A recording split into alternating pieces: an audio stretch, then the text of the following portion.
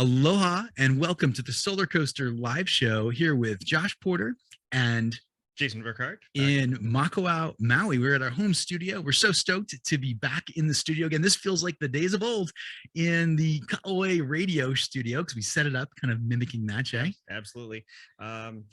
Thrilled to be back, and it's you did a good job. Did okay. Eat the mic, Jay. Eat the mic, Jay. Yep. All right. Okay. Don't make me look at you. We got some great guests on, and today we're talking about the Mililani project. I just tried to rehearse it a moment ago, and I botched it. The Mililani project, which is one of the first RFP Phase 1 utility scale deployments to be successfully deployed in Oahu. We've been following this from the very beginning and cut loads of shows on all of the community engagement, on all of the awardees and everything. And now we're actually at a point, this is momentous to see one of these projects just got commissioned. Governor Ige came out. There's a whole bunch of brouhaha. So why don't we get started, if you don't mind, with well, actually, who would like to start? Who would be the first person to talk about their company and maybe Nicola, would you like to be the starting point here? Sure. Yeah, I'm happy to jump in. Thanks so much for having me on the podcast. I'm looking forward to the conversation. Our pleasure. So I'm Nicola Park. I'm the origination manager for Clearway Energy Group. I've been heading up Clearway's utility scale solar development for the past 5 years. I've been developing utility scale projects in Hawaii for the past 10. And I guess a little bit of background. I did work at SunEdison prior to that, and NRG at the time acquired the development assets from the SunEdison bankruptcy that became Clearway's first projects here. So we actually operate 110 megawatts on Oahu currently. And so this Mililani project represents our 4th project that we brought online successfully. I should say Josh Myers, who's on the podcast as well today at Moss, has been a partner for all of those projects. And our 5th project that is mid-construction currently and hopefully due to come online by the end of this year. Nice. So that's a little bit of background about our portfolio. Happy to share more. Fantastic. And Nicola, are you basically the prime contractor of record? Is that what your company's role is, or how would you categorize your company's role? I'm trying to figure that out. Yeah. So Clearway is the developer in the project. So we, develop, originate, and ultimately own and operate the project. So we finance the project and ultimately own and operate the projects. Understood. Yeah, and Moss and this is, the general contractor that's constructing the project, taking it through commissioning, etc. Got it. Okay, perfect segue to get over to Josh with that amazing background there and learn a little bit about his company and about his background. So let me jump in, Josh. Well, aloha. Thank you for giving me the opportunity to be on this podcast. I have followed it in the past, and I always enjoy it. So it's a really good chance to celebrate the Mililani project. And as Nicola was saying, we've been working with Clearway for the last 5 years, a little over 5 years, in several projects. I'm the VP of Hawaii Energy for Moss. In Hawaii, we have the energy division. We also are the contractor for different housing projects. In fact, one is coming up down here right now. So we do a little bit. We like to pride ourselves in the fact that we're serving some of Hawaii's biggest needs, right? Energy independence, housing.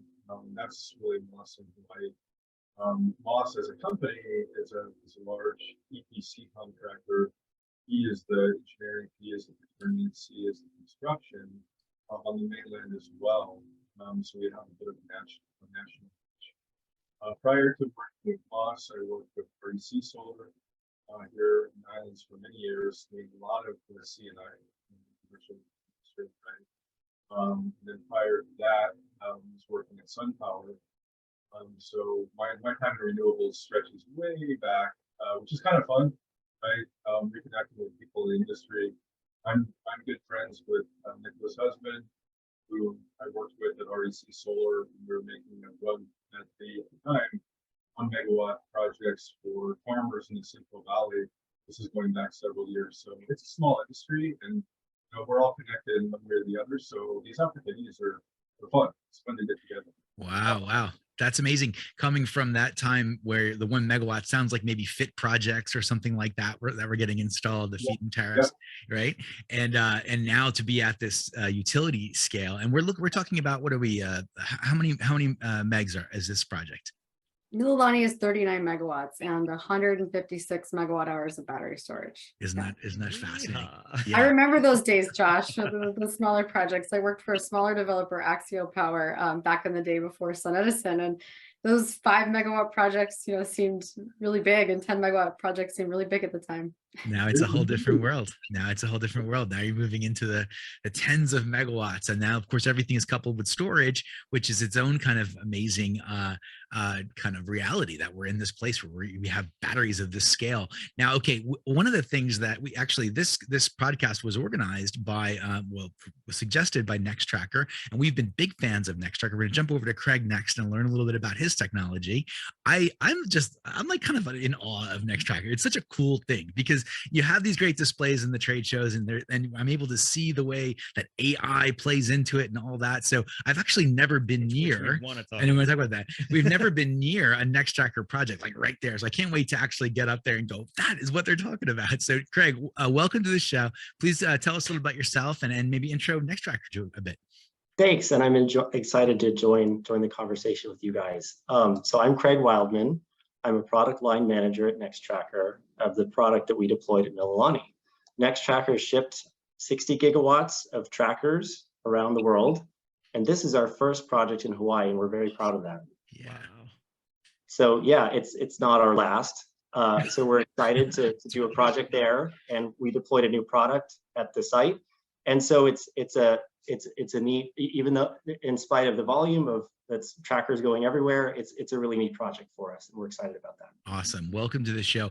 And one of the things about trackers is when they started to become more popular, we've talked about them on the show as kind of, let's say, enthusiasts, certainly not experts, and when we think about them in the past, we thought, okay, well, in higher latitudes globally, they're going to make a lot of sense, because you're going to be able to, track that sun, keep the angle of incidence right, and then you're going to be able to get better overall curves daily and seasonally. But now we're seeing them in places that are in these kind of closer to the equator locations, and I wonder about that. I wonder about what the decisions are. Also, there's the AI stuff. So, we're a big tech enthusiast, so we can't wait to learn a little bit more about that. So when the time's right, I want to dig into all of that great stuff. Okay. So you got this great project, folks. You have this project, Mililani. Where is it? Tell us about the stats. Tell us about the scope of it. How many acres of land? Who wants to jump on that one? Sure, happy to jump in there. So yeah, as I mentioned, the project's 39 megawatts. It is paired with battery storage. That's 156 megawatt hours, or 4 hours. And the primary use case is to load shift that daytime solar production into the evening peak, when it's needed most, really, after the sun goes down on our grid. Yep. The project uses 123,000 PV panels, and is a tracker, obviously. So we're really maximizing power generation with those bifacial modules tracking the sun. The project will generate enough electricity to power more than 14,000 homes, and represents a $140 million investment just in that project alone. So, combined, there's a lot of benefits as well, apart from obvious, benefits of emissions reductions and moving away from volatile fossil fuels. The project also contributes to local tax base, the city and county, up to $9 million in taxes across the two projects, as well as creating a lot of local union jobs. So this project alone created 460 union jobs. Wow. Yeah, so lots of positive stats there. The project itself covers about 131 acres, and it's in the Mililani Ag Park. So if you kind of know Lanikuhana Avenue and Mehiula Parkway, it's at that intersection there in the Mililani Ag Park. And the remaining use of that land is our first project, Lanikuhana, which is 14.7 megawatts of solar only, that came online in 2019. And then the surrounding area is farmed. So there's local farmers, Southern Turf, it's located there, and some of those local businesses that surround the area. So that land is owned by Clearway. Was acquired from Castle and Cook prior to the Lanikuhana project. Wow. So yeah, I know land control out here is a big part of that process, you know, finding the right spot that make, you know, and then a lot of the times it's leased, but you actually own it. That's interesting in and of itself. Right. Okay. So you just had this amazing project commission. Thank you for all the stats there. And you had Governor Ige out there. What did it feel like? Anyone who wants to jump in, what did it feel like to get to that kind of turn on moment and where the community was able to say, wow, this thing is actually done? Felt amazing. And really, yeah, it felt amazing because all projects are hard to deploy, right? Especially large solar projects, cutting edge technologies. It's hard to get there from the beginning, from engineering all the way to commission. It's challenging to get these across the finish line, right? And then add to that the supply chain crisis and COVID added a whole other layer of complexity and challenges. So it's this culmination of already challenging project execution coupled with the timing of these events. So actually getting to a point for the project, it was very collaborative. A lot of the stakeholders that were involved, right, came to this event, and it felt amazing and it felt very relieving, right? We got to this point. A lot of high-fiving and a lot of yes, we got here and have that vibe to it. Nice.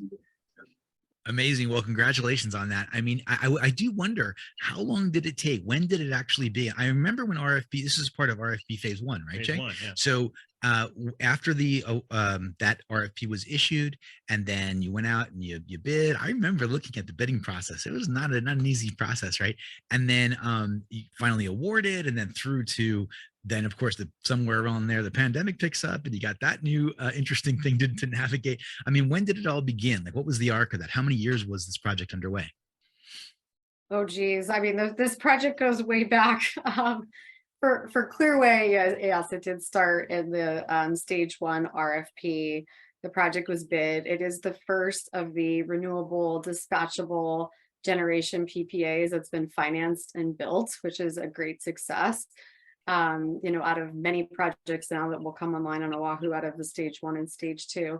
I personally have gone back on this site longer than I probably would prefer to recount. It was originally a 20 megawatt project divided into 4 5 megawatt chunks.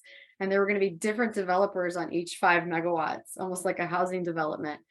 So I think it's also a testament to the technology that we're putting 39 megawatts on a site that back at that time, almost 10 years ago, was going to be 20 megawatts, and now has the benefit of grid reliability from battery storage. So quite the arc to today. Isn't that interesting too, that you have technological shifts, so shifts in capability of panels, probably to a certain degree. You probably had some new tech with Nextracker. You have shifts, if certainly in pricing and capabilities of batteries. So all of that's kind of a very dynamic situation where you're putting down numbers right in the beginning, aren't you?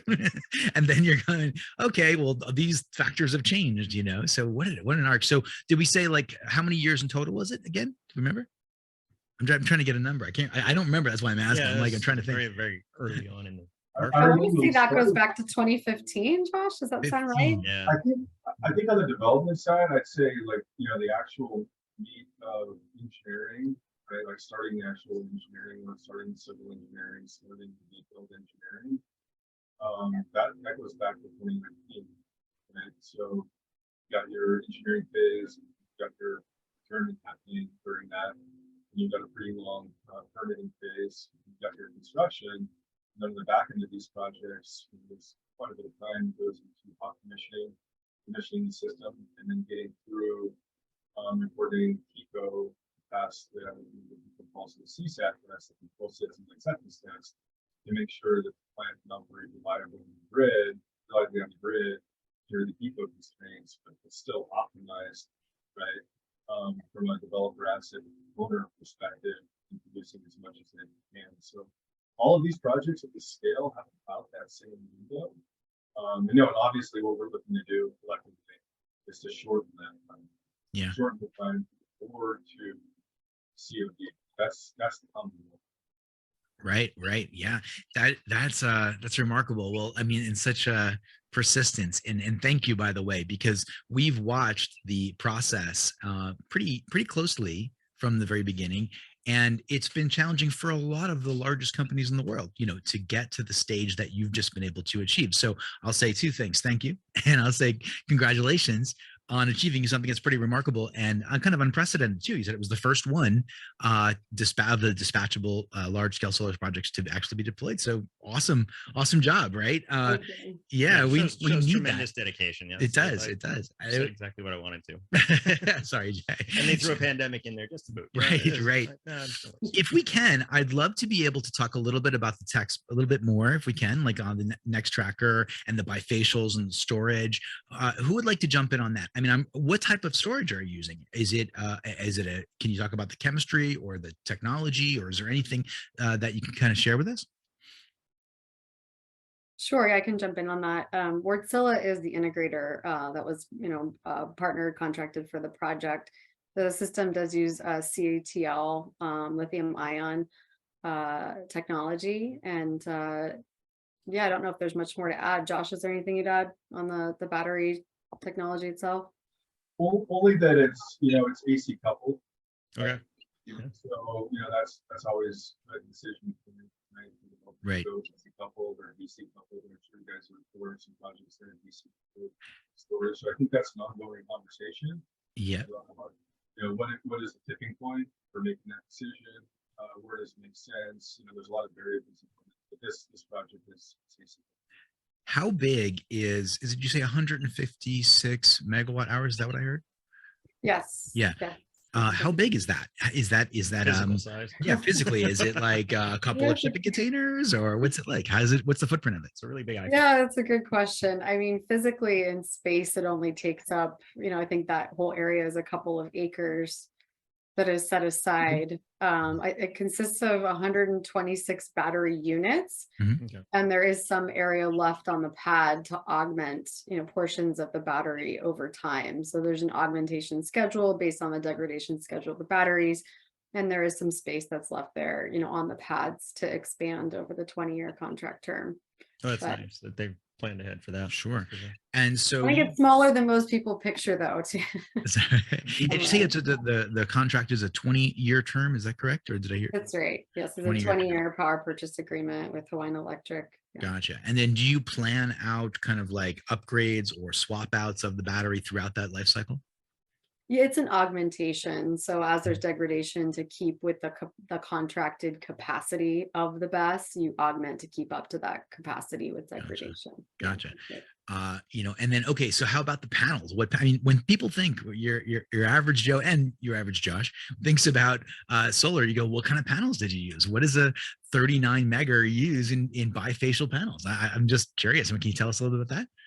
Yeah, sure. To think about the size of the panels, is they're provided by JA Solar.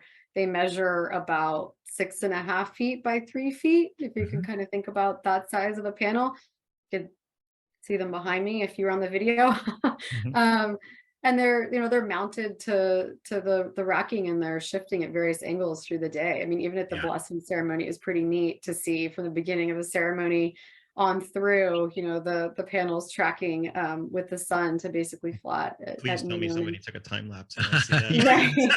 The time lapse is dying to see the time lapses. Yeah. So you got these they sound like 72 cell, probably like in the 4s or in that kind of territory, of wattage, like 400 plus wattage kind of territory.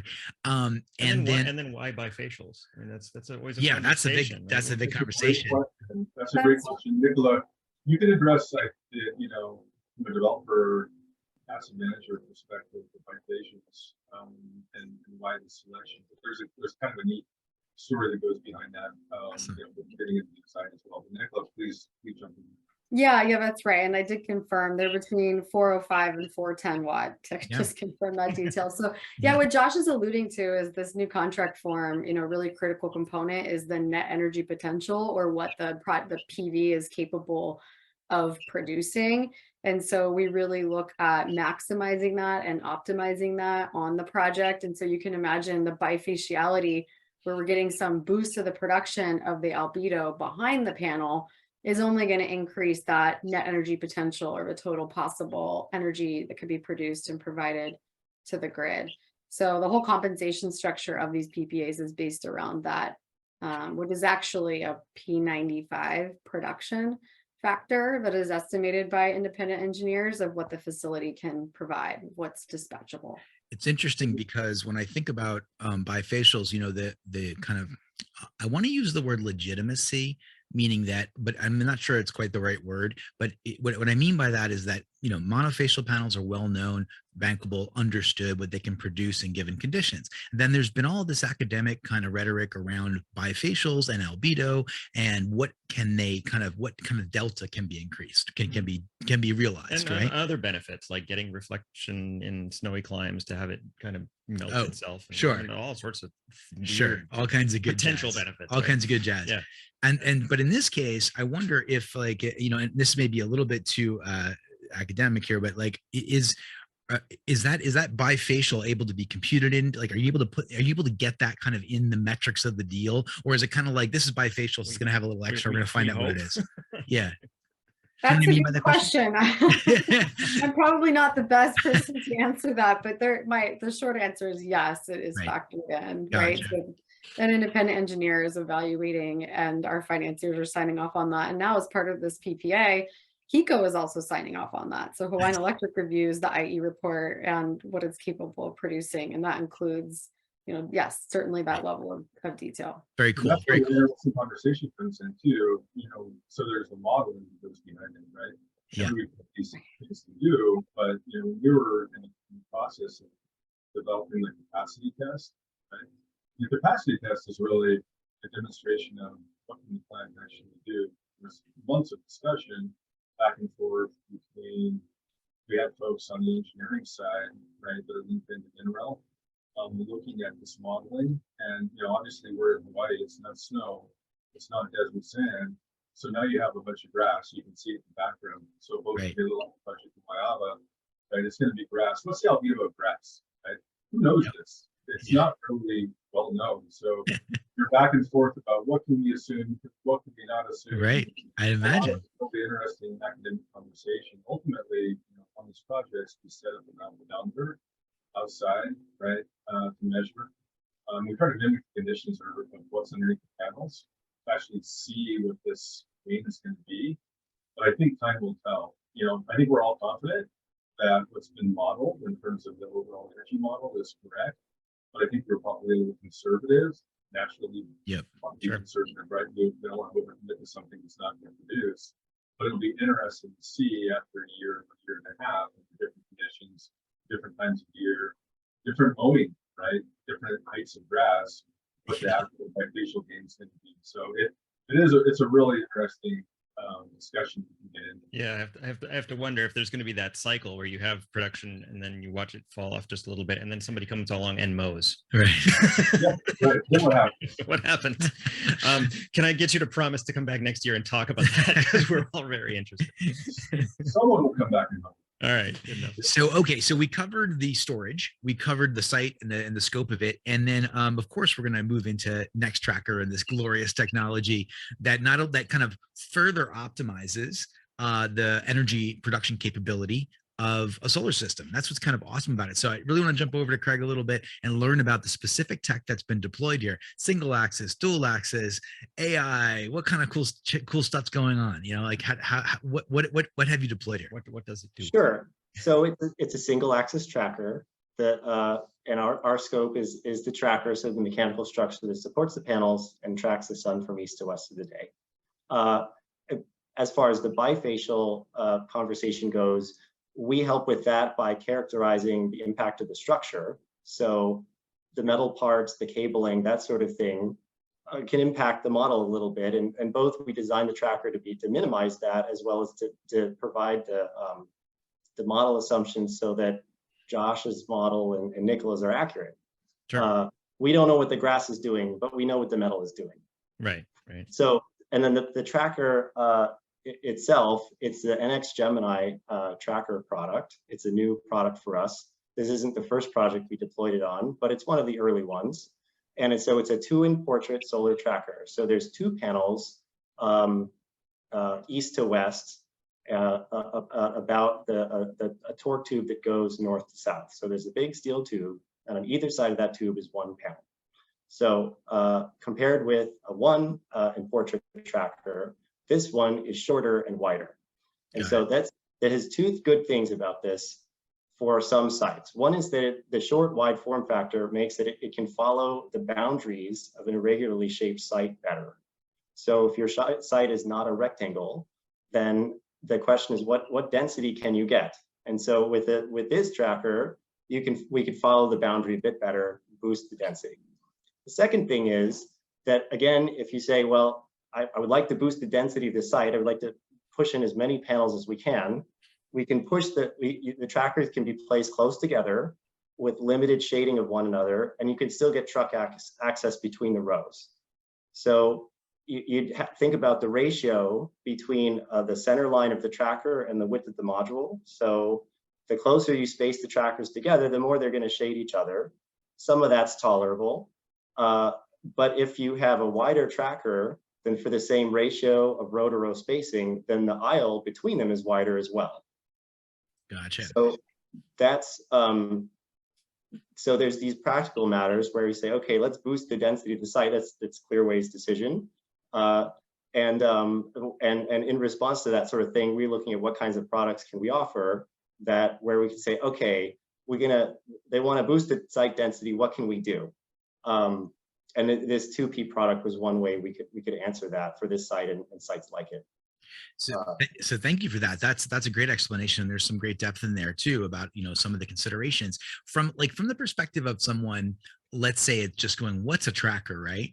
You know, the way I tend to think of it is, and correct me if I'm wrong here, but you know, your standard monofacial panel would be facing basically south, and you would have maybe a 21-degree pitch on it or something in that territory, something matching our north latitude. And then the sun would come up east to west, and it would have varying angles of incidence on the panel. But now what we're able to do is keep that kind of optimal angle of incidence throughout the entire day. And the resulting issue is just a blockier curve essentially, or like more in the morning and more in the evening. Does that sound about right? Is that a reasonable way to describe it?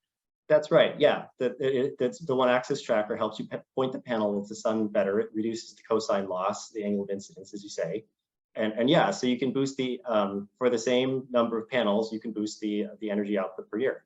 Right, and it makes sense. I wonder what that determining factor is to use the tracker here in Hawaii. I wonder if it's because the cost of land is higher or things like that, where you want to really optimize the space that you have to work in. But I don't know if that's a Nicola question, but it's just fascinating to think about that decision-making process. And you said there can be shading at times, but that's actually can be a tolerable thing in order of the full picture, I suppose.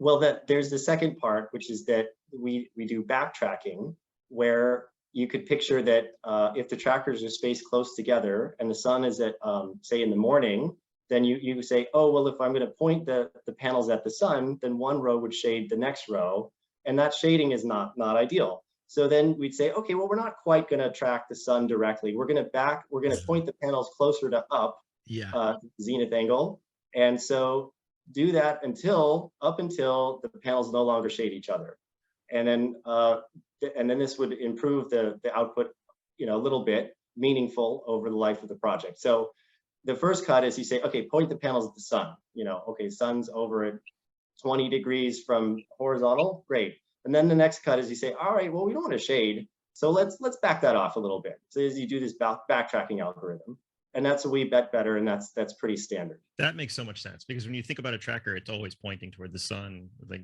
sunflower has heliotroping, right?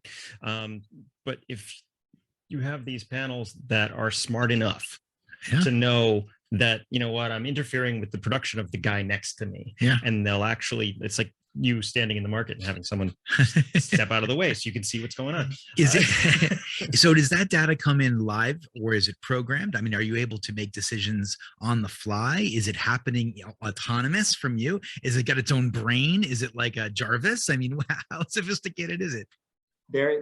So there's a tracker controller on each tracker, and there's a network control unit at the sort of a small number of these per site, and then we can communicate with the trackers on site over the internet.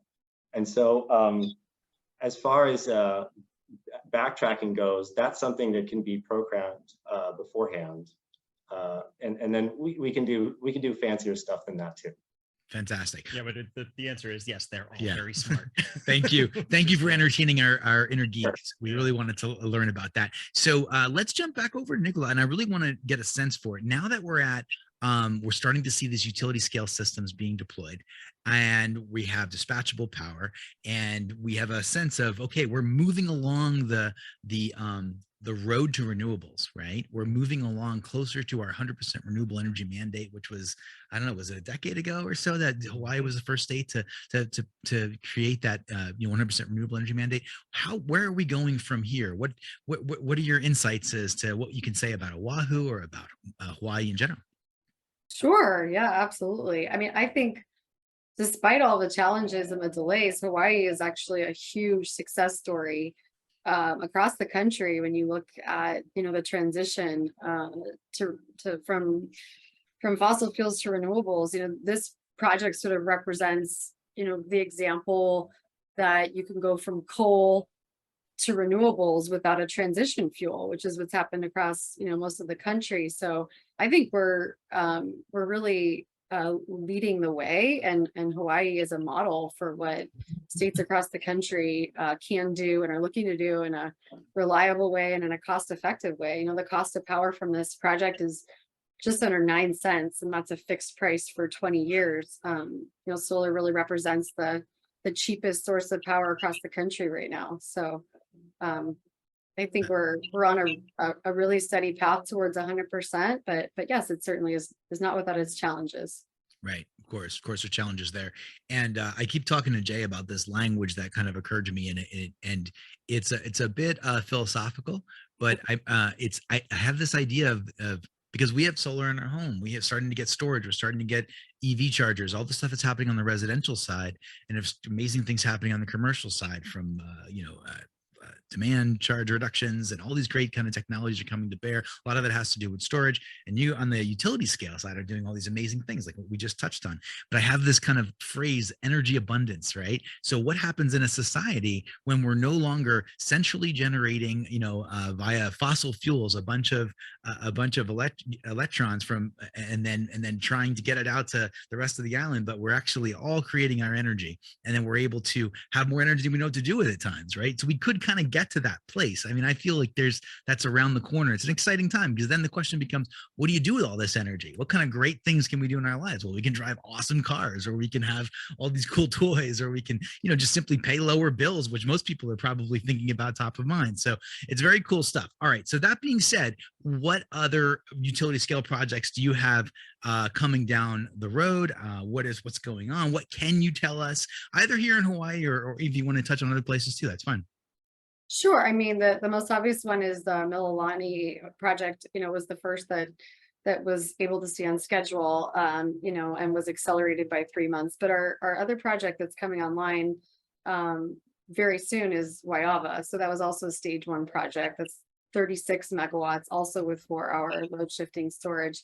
And so that actually is the only other project that is due to come online this year out of all those stage 1 projects. So we think that's a huge success, working very closely with Hawaiian Electric and with Moss and all of our partners and suppliers to also bring that project in. So your company will have the first 2 out of all of the first stage of the RFP? Yes, that's right. So very proud of that. What's the secret sauce here, Nicola? What's going on? I think it's definitely a testament to our team and to our partners. It really is, and to our collaboration with Hawaiian Electric, with Moss, with our suppliers. I think there's also been a lot of leadership that Hawaii State Energy Office and Governor Ige's administration has shown.